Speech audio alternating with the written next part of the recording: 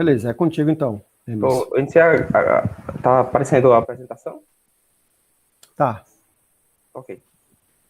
Vou colocar meu cronômetro aqui para não acabar, né? História no tempo. Bom dia, pessoal. Primeiramente, eu queria agradecer a presença de todos, né? A presença da banca. Meu nome é Emerson Vilar. Eu vou apresentar aqui o meu trabalho de qualificação, minha proposta de qualificação para o doutorado, de nome Revisitando o Autoencoder, modificado para a previsão dinâmica da dinâmica da Covid-19. Já queria agradecer ao professor Luiz Marcos pela orientação e aos meus colegas aí de grupo de pesquisa.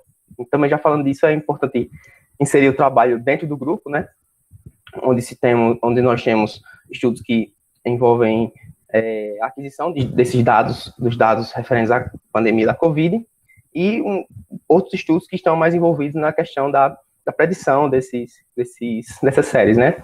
Então, essa minha proposta é mais voltada, mais encaixada nesse segundo ponto. Bom, aqui temos aqui um sumário do que iremos passar pela apresentação. Bom, como já é de consenso comum, no finalzinho aí de 2019, mais precisamente no início de dezembro, há 2 anos atrás, um novo vírus surgiu, que é o causador da Covid-19, e ele tem relação com 2 tipos, né, de vírus, que são síndromes respiratórias, que mexem no nosso sistema respiratório, e esse vírus veio a se tornar, veio a se propagar pelo mundo e tornou-se uma pandemia mundial. Então, ao redor do globo, já temos mais de 200 milhões de casos registrados, mais de 4 milhões de óbitos, e aí dá um total, mais ou menos, aí, aproximadamente de uma mortalidade de 2%. E quando se tem esse tipo de epidemia, pandemia, existem os modelos que se dão para aplicar imediatamente na tentativa de prever ou entender o comportamento de uma pandemia ou endemia. Esses modelos são os modelos epidemiológicos, também conhecidos como modelos epidemiológicos clássicos, que são o CI, o CI. Porém, esses modelos não levam em conta diversos fatores, como fatores sociais, fatores econômicos, que podem vir a influenciar a dinâmica também da propagação de um vírus em uma pandemia. E como alternativa a isso, surgem os modelos data-driven. Os modelos data-driven são modelos orientados a dados, ou seja, eles usam de dados para extrair informação, eles usam metodologias para extrair informação desses dados e tentar fazer algumas inferências a respeito deles. Então, indo direto ao tema da proposta, a gente tem que, dentro desses dados, é possível que exista de ligação temporal entre as amostras desses dados, e isso caracteriza o que é conhecido como série temporal. No estudo das séries temporais, existem algumas dificuldades inerentes a esse estudo, que é o alto ruído,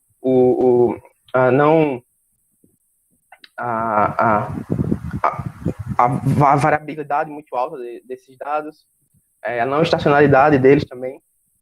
Então, existem problemas que já são inerentes à questão da predição de séries temporais.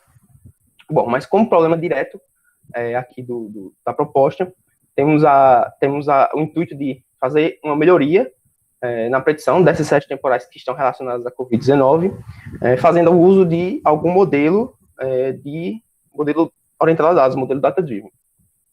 Então, já como resultado imediato, a hipótese se é possível propor um modelo novo ou modificações em um modelo já existente que tenha as entradas sendo séries temporais referentes à Covid-19 e que resulte na melhoria da predição do número de óbitos ou qualquer outro indicador da pandemia. Por fim, como contribuições esperadas, a gente tem imediatamente um modelo novo, né, para predição de séries temporais, além de também entender um pouco mais do comportamento dos dados referentes à pandemia, dos dados utilizados, né? E como a predição de série temporal não se aplica apenas a esse estudo de caso, o modelo novo pode vir a ser aplicado em outras áreas desde que envolvam séries temporais. Bom, então, voltando aqui mais um pouco para os modelos, temos o exemplo de um modelo epidemiológico tradicional, que é o SEA. Esse modelo ele faz uso de grupos de população, também faz uso de probabilidades de transição entre esses grupos, né, de indivíduos, probabilidade de transição de indivíduos entre esse grupo, além de funções diferenciais para estimar aí o comportamento da pandemia, da propagação da pandemia.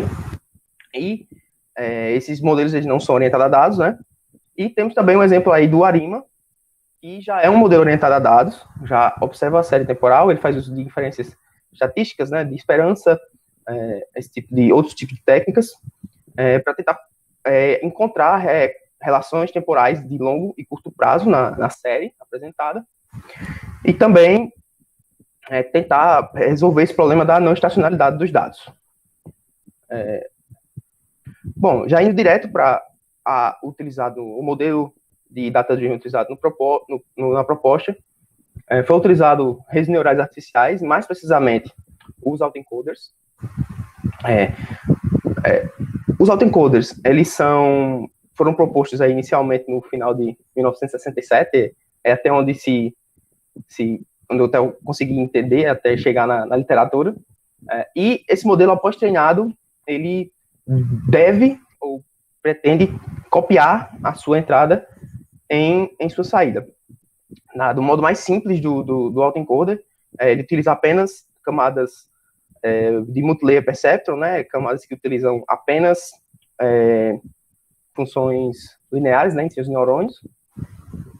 E o autoencoder funciona de uma maneira simples, por assim dizer. Da entrada para o centro do autoencoder, ele começa com uma camada e vai decrescendo os seus valores os seus tamanhos de neurônios até o certo ponto, por assim dizer. E a segunda metade, ela pega essa mesma quantidade de neurônios e ela é crescente, no caso, até o tamanho original da saída, que tem que ser o mesmo da entrada. De uma outra forma de pensar também a respeito de ser da parte de codificação e da parte de decodificação serem funções, onde a parte de codificação ela pega a entrada e codifica ela para um espaço latente de tamanho menor, e a parte de decodificação ela pega esse espaço latente e redimensiona de volta para o espaço da entrada, que será o mesmo da saída. Então, de modo simples, esse é o funcionamento de um autoencoder. Bom, existem diversos outros tipos de autoencoder propostos na literatura, né, e modificações dele, como o espaço autoencoder, o denoising, o convolucional, o quantitative e variacional, dentre outros. Cada um com sua particularidade. Já indo para falar um pouco sobre os trabalhos relacionados dos que usam os autoencoders na predição de série temporal, a gente tem aí a utilização deles com outras técnicas em conjunto com outras técnicas de sinais, né, de análise de sinais, como os formatos wavelet, além do uso também de outras técnicas de outras redes neurais, como a LSTM, as Convolutional Neural Networks. E os autoencoders também são utilizados amplamente em outras aplicações, em outros campos, né, como sistemas de recomendação, diagnóstico, identificação de falhas, linguagem natural, né. Já relacionados diretamente ao COVID, eles também utilizam bastante variações do COVID, variações do autoencoder, como o variacional, o LSTM, também utilizam técnicas de deep learning. Então, de modo geral, a maioria dos autoencoders é utilizado em combinação com outras técnicas, né? Então, o nosso trabalho se encaixa exatamente no ponto em que não são utilizadas nenhuma outra técnica de machine learning ou nenhuma variação do autoencoder. Ele é utilizado na sua versão mais pura, só utilizando redes MLP, camadas MLP, no caso, para seu funcionamento. Bom, definindo um pouco mais a proposta, o problema da proposta, a predição dos testes temporais ela pode variar basicamente entre univariadas e multivariadas, onde a univariada ela é apenas uma série analisada e ela tem a pretensão de fazer a predição de uma outra série ou da mesma, no caso dos modelos autorregressivos, ou multivariadas, que é exatamente isso para mais de uma variável. Pode receber várias e fazer a predição de apenas uma, ou fazer a predição de várias. A equação 3 aí demonstra como uma série temporal pode ser modelada dessa forma, tendo amostras passadas, a amostra atual e possíveis amostras futuras, e, de forma análoga, uma série temporal multivariada também pode ser modelada dessa forma, sendo que na equação 4, o conjunto a série de predição seria o y de t. Bom, para a predição dos testes temporais já relacionada à COVID, devido à sua alta variância nos valores crus, como é possível observar na imagem do número de óbitos registrados aí no estado de São Paulo, aqui no Brasil. Em azul, na imagem, então, tem o número de óbitos cru, né, os dados extraídos diretamente do banco de dados. É possível ver uma variação muito grande, um alto ruído. Então, se aplica, normalmente, uma média móvel para esses dados, para que se tenha uma série temporal mais suave e com melhores relações temporais entre as suas amostras. E todos os dados utilizados nos experimentos foram apresentados ao filtro média móvel. Bom, de modo mais específico, dado um conjunto de séries relacionadas à COVID-19, o modelo deve ser capaz de receber essas séries e fazer a predição de, nesse caso em específico, apenas uma única série, representada aí por F0.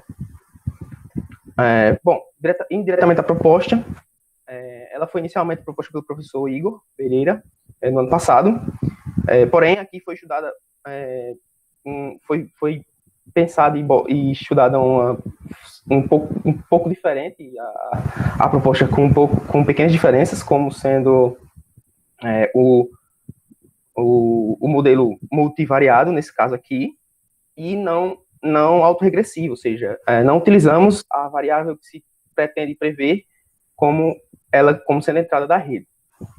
Então, o modelo consiste basicamente em a criação de um novo autoencoder para cada nova série de entrada, cada nova característica de entrada, por assim dizer. Ou seja, se temos 3 séries a serem observadas pelo modelo, criaremos 3 autoencoders, um para cada.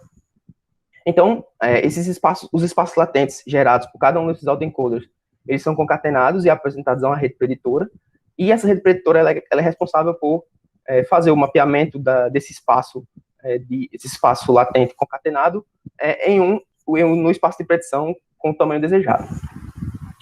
Um outro ponto importante do modelo proposto é o fluxograma de treino, né, do passo de treino, em que como já falado, o modelo recebe os espaços latentes dos autoencoders, junta tudo em uma única série para predição, e se encontra um erro de predição.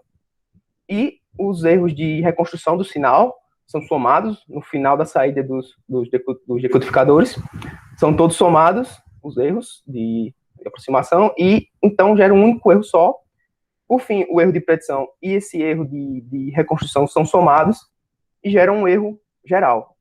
E por assim, com esse erro geral, são ajustados os parâmetros da rede, dos autoencoders, né? Utilizando os passos comuns de treinamento, como o backpropagation, né? A retropropagação e a descida do gradiente estocástico para o ajuste dos pesos. Então, foram feitos experimentos,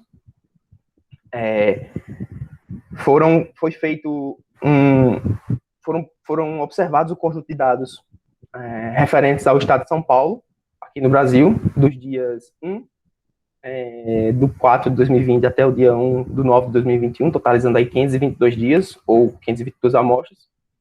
E esse conjunto de dados, eles são referentes a quatro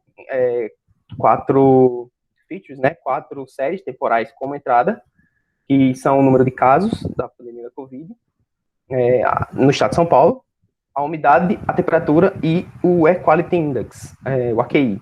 Esse índice de qualidade do ar, ele é medido a partir da concentração do pior poluente que está sendo medido ali no ar em certa quantidade volumétrica. E foi feito aí um estudo de características, né, um teste de características, em que se variou as características de entrada entre essas 4 séries para tentar fazer a predição dos óbitos. Mais uma vez, ressaltando, não é um modelo autoregressivo, ele não utiliza os óbitos como entrada para tentar prever os óbitos também. Ele apenas recebe essas 4 séries como entrada e tenta fazer a predição dos óbitos.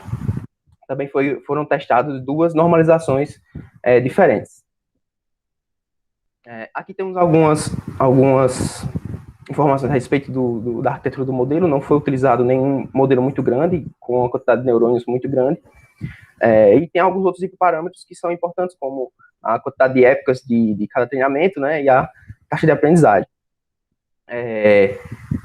Todos esses parâmetros não foi feito nenhum estudo mais profundo a respeito da variação desses parâmetros. Todos os parâmetros escolhidos foram apenas a partir dos nossos conhecimentos prévios e na partir de tentativa e erro. Também temos aí a quantidade de entradas para treino, para validação. É importante ressaltar que todos os modelos foram treinados, iniciados com os mesmos pesos, para não haver nenhum favorecimento para cada um dos modelos, né, e apenas um modelo foi treinado para cada uma das combinações mostradas na tabela passada. E as métricas extraídas para avaliar esses modelos foram o RMSE, o MAI e o MDAE.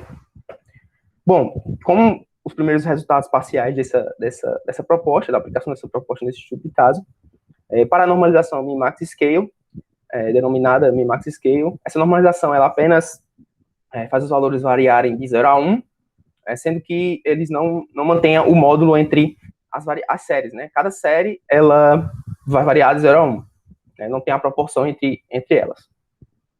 Como os resultados aí em destaque na tabela, temos destacados em negrito os valores mais baixos para cada uma das 3 métricas extraídas, né? E as suas combinações. A gente tem que a menor combinação, a combinação 5 no caso, utilizando casos, umidade e temperatura, ela resultou no menor RSME. E a combinação 7, utilizando casos, umidade, temperatura e AQI, que no caso são todas as séries disponíveis como entrada, tiveram as outras, registraram aí os 2 menores outros valores para as outras métricas, o MAI e o MDAE. Para a outra normalização, a normalização Standard Scale, essa no caso só deixa os valores das séries das variáveis com média 0, e também não mantém a proporção entre os valores modulares entre elas. Na tabela 3, ela apresenta praticamente o mesmo resultado em questão de combinação por métrica. Combinação 5 resultou no menor SME e a combinação 7 resultou nas outras 2 menores métricas. Bom, aqui a gente também pode fazer uma avaliação visual a respeito dos resultados obtidos. Esse aqui é o plot da combinação 5, para normalização Min-Max Scale, com menor SME, como mostrado na tabela. Aqui em verde, achurado na tela, verde ou azul, eu acredito, temos o conjunto de validação. Lembrando, um ponto importante, os dados referentes mostrados, os resultados referentes mostrados na tabela, eles são apenas para o conjunto de validação. O conjunto de treinamento não estão sendo expressos aqui nos resultados, só apenas para esse conjunto de validação, que seria essa parte destacada aí na imagem. Ou seja, o RSME medido é apenas dessa parte. Temos aí, é possível notar uma boa aproximação do conjunto de dados real, mas um ruído um pouco alto para esse plot da combinação 5. Para a combinação 7, a gente vê consegue notar um pouco de ruído menor, mas continua sendo uma predição próxima dos valores reais, principalmente na parte de validação do modelo, que é a parte em destaque. E é possível ver também uma diminuição dos valores das métricas, já que aqui 2 das métricas foram as menores para a combinação 7, que tem todas as séries disponíveis como entrada. É possível também conseguir interpretar que, à medida que você vai aumentando as séries, ou quando você coloca todas elas combinadas, você consegue melhorar um pouco o valor das métricas, pelo menos em geral, para duas, enquanto o RSME, só a combinação 5 foi o mais baixo. No caso aqui, o mesmo plot da combinação 5, que resultou no menor RSME da outra normalização, a Standard Scale. É possível também notar uma boa aproximação em relação aos dados reais, principalmente ali na parte de pico dos valores, entre 300 e 400, porém um ruído de predição um pouco maior, além dessas altas variações, desses spikes, em que o modelo sobe rápido, a predição, no caso, sobe rápido e desce muito rápido. E de forma análoga à normalização passada, também temos a combinação 7, da normalização Standard Scale, que mostra aí os menores valores para o MAI e o MDAE. Também conseguimos ver que ela aproxima bem esses valores, porém, na parte da região de pico ela diminuiu, não se aproximou tanto, porém, o ruído foi levemente diminuído à medida que as variáveis de entrada foram aumentando a quantidade. Essa daqui... Tá, ok. Então, como considerações parciais do trabalho, a gente consegue ver uma promissora proficiência na predição de uma única série temporal relacionada à COVID, o número de óbitos aqui nesse caso de estudo. Também foi possível notar uma diminuição, né, dos valores das métricas de avaliação, pois utilizando apenas uma série comentada, nesse caso o número de casos, era a pior predição, né, os piores valores medidos, e à medida que se foi aumentando a quantidade de séries, se foi melhorando esses valores.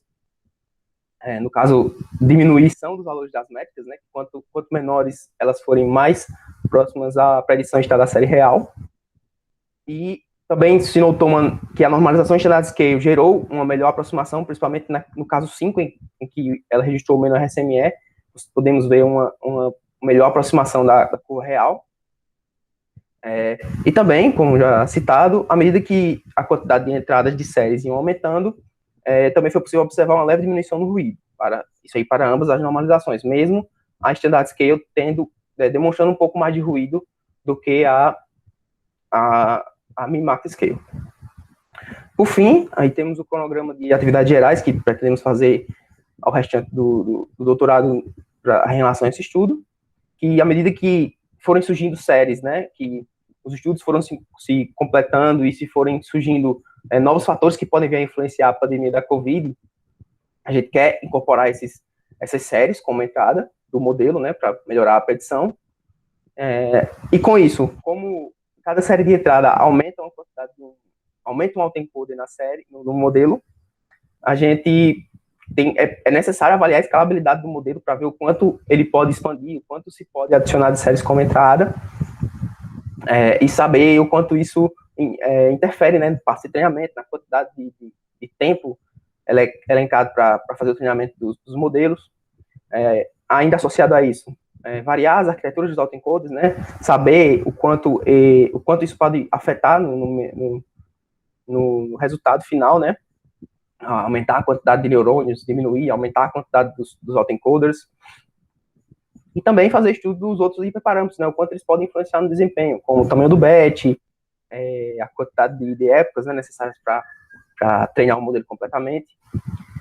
E também é pensado em adicionar outras técnicas de aprendizado de máquina, como um LSTM, um preditor, por assim dizer, por exemplo,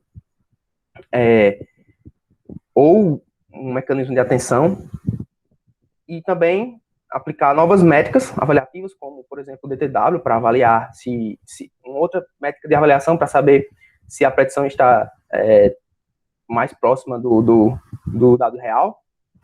Além disso, também tentar simular uma aplicação em tempo real do modelo, em que ele vai sendo treinado à medida que ele vai fazendo suas predições, e ver o desenvolvimento dele ao longo de um ano ou de qualquer tempo de treinamento. E, claro, comparar diretamente o modelo com outros que forem surgindo na literatura, né? Claro, dentro do escopo de predição de séries temporais relacionadas à COVID. E, por fim, será dedicado um tempo para a escrita e a apresentação da tese final do doutorado. Então é isso. Muito obrigado, a atenção de todos e da banca.